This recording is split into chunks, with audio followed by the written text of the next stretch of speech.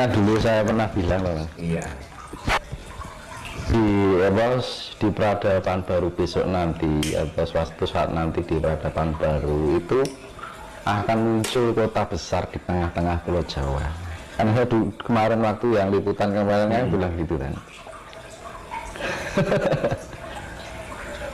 Dan itu juga ada hubungannya dengan Keraton Solo. Keraton Solo kan nama ratunya, istilah ratunya kan Paku Buwono. Betul. Iya kan. Paku itulah patok itu mas, tonggak ya, yang menjadi poros. Buwono kan bumi, ya. Ya kan orang keraton istilahnya dulu kan yang mendirikan kayak Gede Solo ya. Itu membuat nama itu juga nggak sembarangan, pakai tirakat orang dulu. Dan posisi Keraton Solo itu tengah-tengah pas antara Merapi dengan Lawu. Itu bisa dicek di Google Map pas posisi tengah. Nah di antara ini ibaratnya itu adalah gerbang dalam. Nah gerbang luarnya dari ini Keraton Solo, Lawu, Merapi. Nah ini ada gerbang luarnya. Gerbang luarnya adalah portal istilah benteng lah ibaratnya.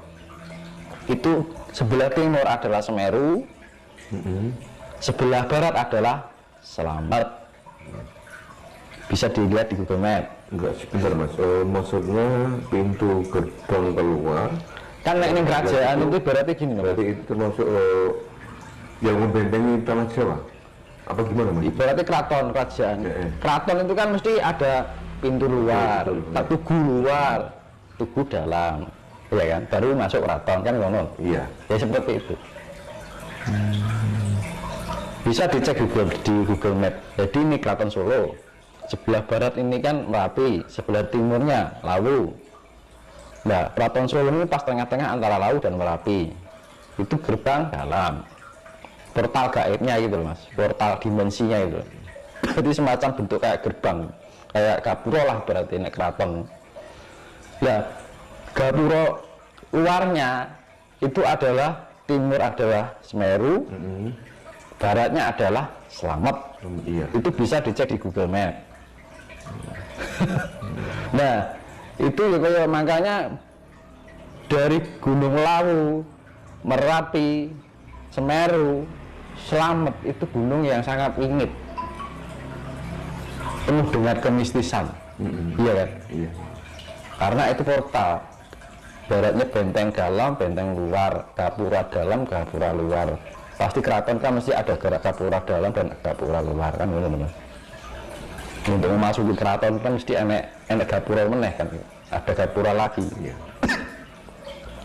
Efeknya mas, jika gunung yang menjadi benteng tadi kan, itu sampai meletus itu tanah Jawa itu membuka mas. Justru kalau meletusnya itu membuka dimensi. Membuka dimensi. Iya, portalnya dibuka. Kan ada namanya dimensi itu ada pintu portalnya, garisnya.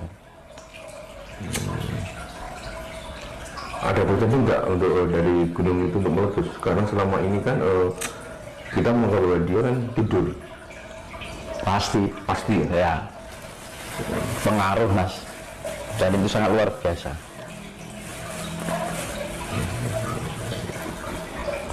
Puncak tertinggi puncak tertinggi di Pulau Jawa lah Semeru harus Slamet. Iya, itu benteng itu.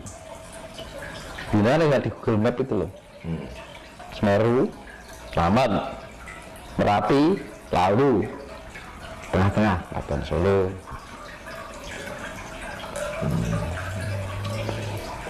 Karena seperti saya bilang dulu,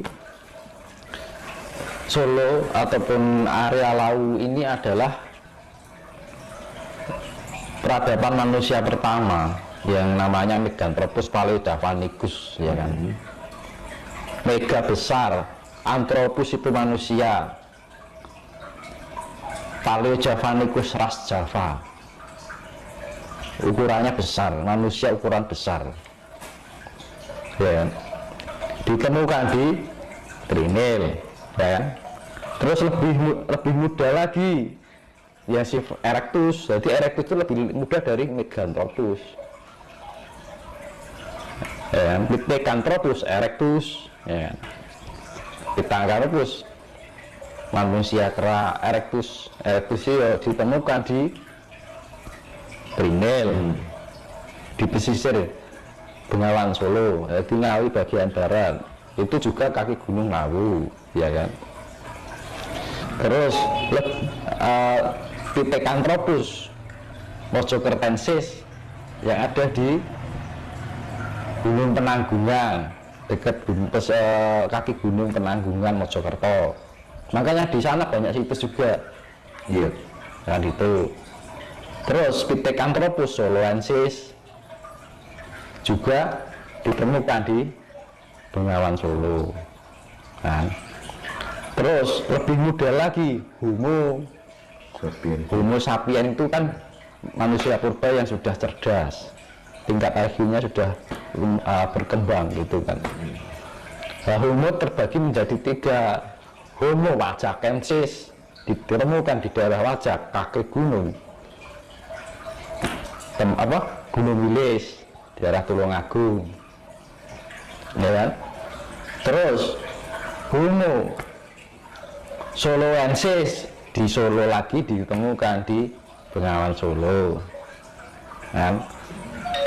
Terus Sangiran itu, iya. Terus yang ketiga dari Homo itu Homo floresiensis ditemukan di Nusa Tenggara Timur di Flores. Tuh. Dulu kan antara Nusa Tenggara Timur, Lombok, Bali, Jawa, Sumatera itu kan gandeng. Jadi satu daratan. Makanya kan jadi dunia itu kan nanti peradaban dunia itu ada yang namanya sistem 5 benua. Sistem 5 benua itu maksudnya bagaimana, Mas? Bisa dijelaskan sedikit, Mas? Sistem 5 benua itu ya di dunia ini ada 5 ras. Ya, 5 ras itu kan ras Asia. Asia itu pusatnya ya di Jawa ini, ya kan? Iya. Pertama, jadi wong Asia itu ini wong Jawa.